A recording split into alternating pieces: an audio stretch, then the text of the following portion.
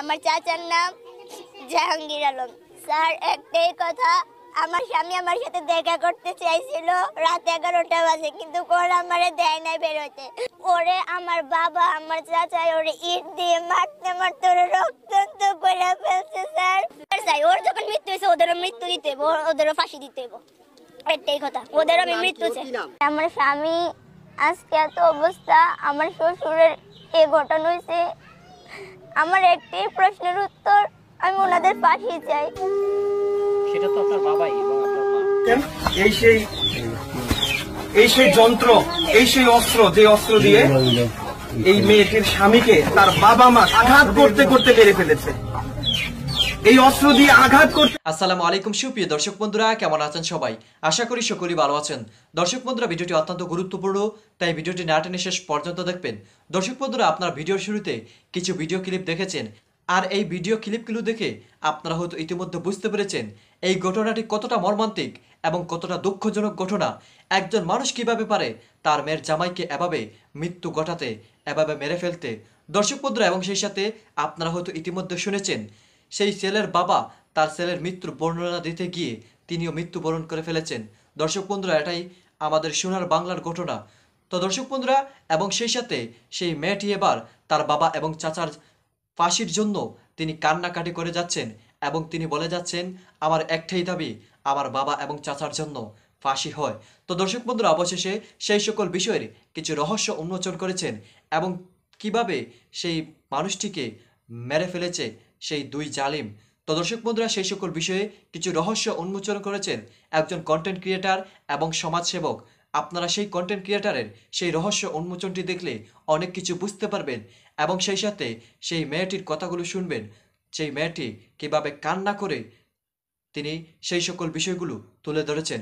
তো দর্শক বন্ধুরা, চলুন আমরা সেই দৃশ্যগুলো দেখে আসি, তারপরে সেই সকল বিষয়ে আপনাদেরকে পরিপূর্ণ বিস্তারিত জানাবো। অবশ্যই ধৈর্য সহকারে পুরো ভিডিওটি দেখতে থাকুন। আজকে এত অবস্থা, আমার শ্বশুরের এ ঘটনা হয়েছে। আমার একটি প্রশ্নের উত্তর, আমি ওনাদের ফাঁসি চাই। সেটা তো আপনার বাবাই এবং আপনার মা। তাদেরকেও? জি। তন্নি, আমরা আবার একটু রিপিট করতে চাই, আপনি যাদের কথা বলছেন, যাদের ফাঁসির কথা বলছেন, যাদের শাস্তির কথা বলছেন, তারা আপনার বাবা এবং মা। আপনি কি কখনো কি এখান থেকে আবার সরে আসবেন কিনা সেটা ভাবছেন? যদি স্যার আমি ওনাদের গর্ভের সন্তান হতাম, আমাকে তো ওনারা ফেলে চলে যেত না, আমাকে তো ওরা নিয়ে সাথে চলে যেত। যদি আমি এখন আপনার সন্তান হতাম, আপনি কি আমাকে পালিয়ে চলে যেতে পারতেন স্যার? যেভাবে ওনারা আমাকে ফেলে চলে গেছে স্যার, আমি তো এতিম, আমার মাও নেই বাবাও নেই। যা ছিল আমার হাজবেন্ড ছিল, এখন আমার হাজবেন্ডও চলে গেছে, আমার কেউ নেই পৃথিবীতে। আমার শ্বশুর আমার অনেক কাজের করছে স্যার, একটাই কথা, আমি ওনাদের ফাঁসি চাই। আমার সামনেও আমার চাচা ওনার ইট দিয়ে মাথায় দুটা বাড়ি দিচ্ছেন। আমি যে বের হমু সেই ক্ষমতাটা আমার ছিল না। আমার চাচাই আমার হাত ধরে ফেলছে, আমার চাচি আমার মুখ চাপা দিয়ে ধরছে, আমার হাজবেন্ডেরও। আমার অনেক বিশ্রীভাবে মারধর করা হয়েছে। আমার হাজবেন্ডের অনেক বিশ্রীভাবে মারধর করা হয়েছে। বলার চেষ্টা করেছিলাম, আমি অনেক কিছু বলার চেষ্টা করেছিলাম, কিন্তু পারি নাই। আমার মুখ চাপা দিয়ে ধরছে, আমার হাজবেন্ডের মুখ চাপা দিয়ে ধরছে। আমার হাজবেন্ড মানে বলবো যে ও আমাকে বিয়ে করছে, এটা বলার সুযোগটাও পায়নি। বাবা তার সন্তানের মৃত্যুর খবর আপনাদেরকে শোনাতে গিয়ে লাইভে মারা গিয়েছিল। সেই পরিবারে আমি আজকে এসেছি, তাদের দুর্দশার চিত্র আপনাদের সামনে তুলে ধরার চেষ্টা করছি। আপনারা জানেন যে মাহিন নামক যে ছেলেটি এই মেয়েটিকে ভালোবাসতো, ভালোবেসে ভালোবাসার মানুষের সাথে দেখা করতে আসলো। আসার পরে সেই ভালোবাসার মানুষকে তার বাবা মা তার চাচা মিলে ইট দিয়ে আঘাত করতে করতে মেরে ফেলেছে এবং সেই আঘাতের কথা বলতে গিয়ে তার শ্বশুর ওনার বাবা লাইভে মারা যায়। আমরা বাংলাদেশের মানুষ এই ধরনের ঘটনার সাক্ষী আমরা আর হতে চাই না। আমরা চাই যে কোনো একটি ঘটনার সুন্দর সমাধান, এমন না করে একটা মানুষকে ইট দিয়ে আঘাত করতে করতে মেরে ফেলবে, এই ধরনের ঘটনা কুমিল্লাবাসীর জন্য লজ্জাজনক, আমাদের সবার জন্য লজ্জাজনক। যাকে নিয়ে এই ঘটনার সূত্রপাত, আজকে সেই বোনটি আমাদের সাথে আছে। আমি জানার চেষ্টা করব যে কেন এই ধরনের মর্মান্তিক দৃশ্য আমাদের কুমিল্লাবাসী আজকে দেখতে হয়েছে। কুমিল্লার এত বড় ট্র্যাজেডি সারা বাংলাদেশ দেখে কেঁদেছে। বলতো এমন কি হয়েছিল যে ঘটনার কারণে তুমি যাকে ভালোবাসতা, তুমি যাকে মন প্রাণ দিয়ে ভালোবাসতা, সেই মানুষটাকে তোমার বাবা এবং আরো কে কে ছিল তারা মিলে হত্যা করে, এবং তারপর তোমার ভালোবাসার মানুষের যে পিতা, সেই কষ্ট সহ্য করতে না পেরে লাইভের মধ্যে স্ট্রোক করে মারা যায়। এখন কার জন্য বেশি খারাপ লাগে? মাহিনের জন্য বেশি খারাপ লাগে নাকি নিজের মা বাবার জন্য বেশি খারাপ লাগে? এখন মা বাবা তো পৃথিবীতে আছে, তোমার মাহিন তো নাই। বলো, এখন ভুলটা কি তোমার ভালোবাসার মানুষের ছিল নাকি তোমার মা বাবার ছিল? তুমি যে মাহিনকে ভালোবাসতা, এই কথাটা কি তুমি তোমার পরিবারকে জানাও নাই? তারপরে তারা কি বলছে? হ্যাঁ, বিয়ে মানে নাই। তারপরে বৃহস্পতিবার রাত 11টায় উনি আমার সাথে দেখা করতেছে। ওনার অনেক মারধর করছে। এই যে মানে ইট পাটকেল দিয়ে যে মারছে, এটা কি সত্য? তোমার চাচা আর তোমার বাবা আর কেউ ছিল? মাও ছিল। মানে সবাই মিলে ওর উপর আঘাত করছে। আঘাত করার পর তো সে হাসপাতালে মনে হয় 2 দিন ছিল। তারপরে আবার বাড়িতে আসার পর হঠাৎ করে বুকে ব্যথা অনুভব করে মারা যায়। যে ও কার সাজা চাবে? যাকে ভালোবাসতো, যাকে ভালোবেসে বিয়ে করলো, সেই মানুষটাকেও হারালো, এবং সেই ঘরের উপার্জনের যে মাধ্যম, যে পুরুষগুলো ছিল, সেই পুরুষ বা পুরুষ নামক যে যন্ত্র বাবা, সেই বাবাটাও গেল। তা এখন আসলে তোমার মানে এখন ওর কাছে যদি আমি প্রশ্ন করি যে তুমি কাকে চাও? তোমার স্বামীকে তো তুমি হারালা, এখন স্বামী হত্যার দায়ে তোমার বাবা, তোমার মা, তোমার চাচা হয়তো বা 2 দিন পরে তাদের ফাঁসি হবে। তুমি কি ফাঁসি মেনে নিবে? মেনে নিবে? মা বাবা তো 10 মাস 10 দিন তোমার মা গর্ভে ধারণ করলো, এত কষ্ট করে বড় করলো, তাদের প্রতি একটু মায়া হয় না? যদি আমি ওনাদের গর্ভের সন্তানে হতাম তাহলে ওরা আমাকে ফেলে চলে যেত না। তো এখন কি তোমাকে ভালো তারা পলাতক? পুলিশ কি তাদেরকে ধরছে? সবাই অপরাধী, সবাই একজন বাকি আছে, বাকি সবাইকে ধরছে। এখন তুমি তাদের কি সাজা চাও? ফাঁসি চাও? তোমার তো মাহিনও গেল, এখন তোমার যারা তোমাকে পালছে লালছে, তোমাকে বড় করছে, তারাও গেল, কোথায় যাবে এখন? আচ্ছা, তুমি কি আমাকে একটু দেখাবা কোন জায়গাটাতে তোমার স্বামীকে তারা আঘাত করছিল বা ইয়ে করছিল? একটু দেখাবা? চলো একটু দেখি।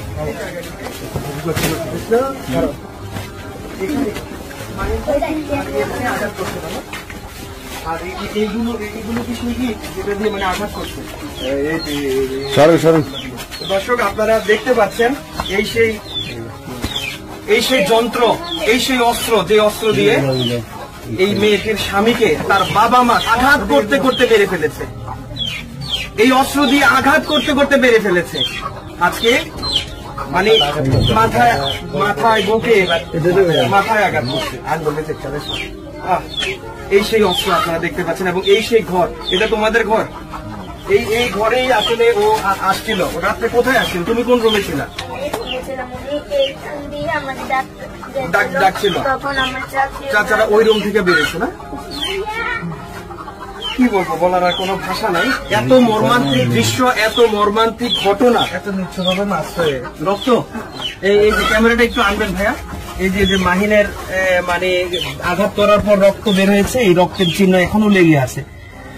যদিও আঘাত করার পর ওকে হাসপাতালে নিয়ে যাওয়া হয়েছিল, কিন্তু আসলে শেষ পর্যন্ত সে বাঁচতে পারলো না। এবং তার শোক সহ্য করতে না পেরে, মাহিনের শোক সহ্য করতে না পেরে বাবাটা পর্যন্ত স্ট্রোক করে মারা গেল।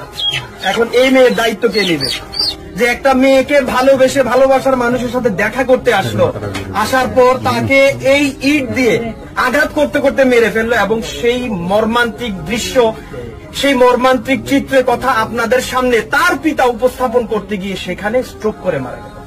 কত বড় মর্মান্তিক দুর্ঘটনা! আমরা চাই না বাংলার জমিনে আর এই ধরনের ঘটনা ঘটুক। আমরা চাই না বাংলাদেশের মানুষ আর এই ধরনের ঘটনার সাক্ষী হোক। আমরা চাই মিলেমিশে ভ্রাতৃত্বের বন্ধন দিয়ে, ভালোবাসার বন্ধন নিয়ে মানুষ বেঁচে থাকবে। আজকে হয়তোবা মাহিন চলে গেছে, মাহিনের বাবা চলে গেছে, এখন মাহিনের মা কোথায় যাবে? শুধু দর্শক, আমরা সরজমিনে এসে দেখতে পেলাম আসলে মেয়ের বাড়ি আর ছেলের বাড়ি কিন্তু বেশি দূর না, একদম কাছাকাছি।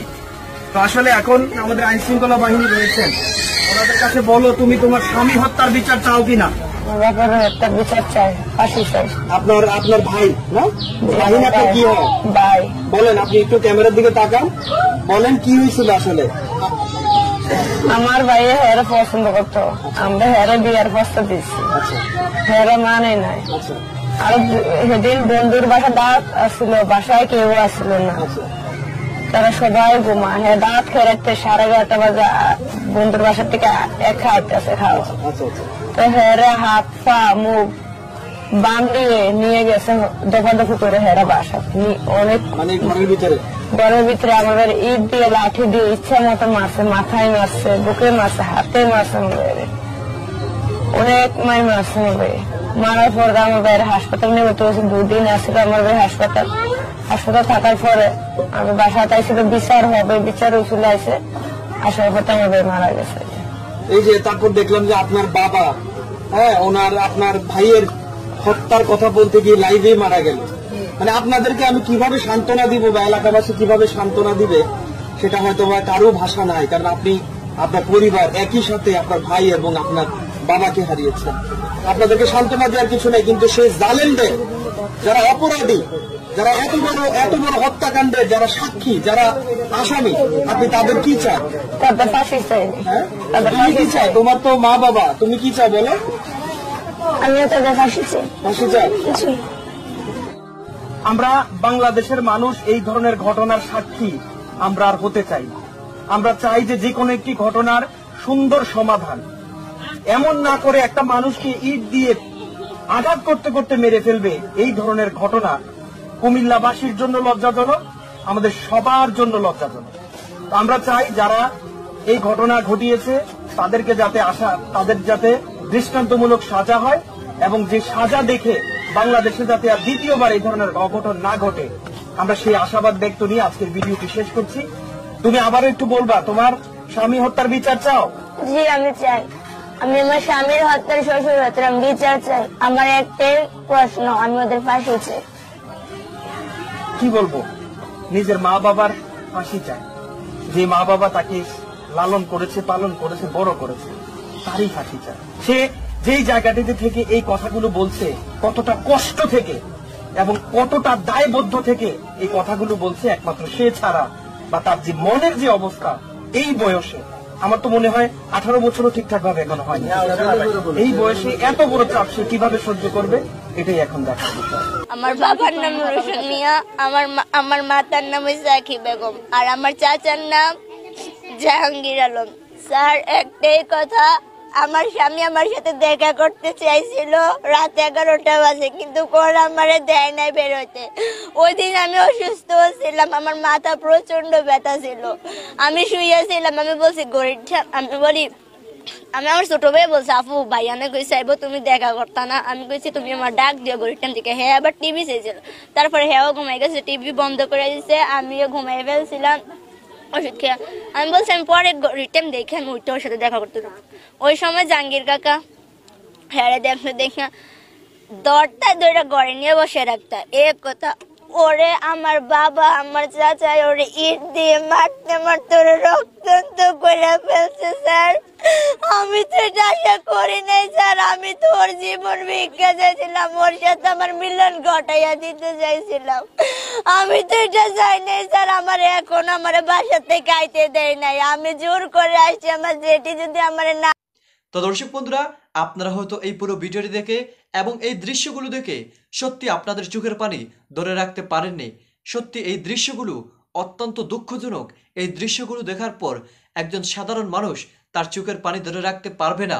কিভাবে একজন মানুষকে এভাবে আঘাত করে, এভাবে পাথর দিয়ে আঘাত করে মৃত্যু ঘটিয়েছে সেই জালিমরা।